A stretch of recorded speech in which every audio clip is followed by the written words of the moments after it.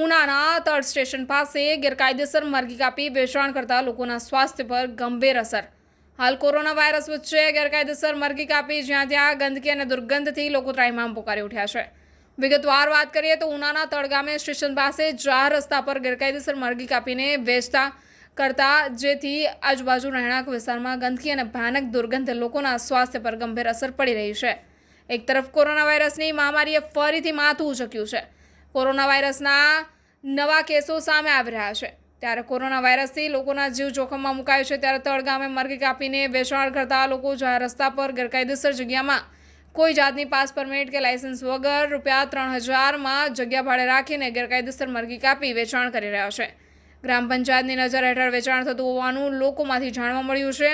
આ બાબતે અગાઉ ગીર સોમનાથ જિલ્લા એસપી, નવાબંદર મરીન પોલીસ સહિતના ઉચ્ચ કક્ષાએ જાણ કરવા છતાં આજ સુધી કોઈ ગંભીરતા લીધી નથી. આ અંગે ગ્રામ પંચાયત તેમજ તંત્ર દ્વારા મરઘી કાપીને વેચાણ કરતા લોકો સામે તાત્કાલિક અસરથી કાર્યવાહી કરવાની લોક માંગ ઉઠી છે.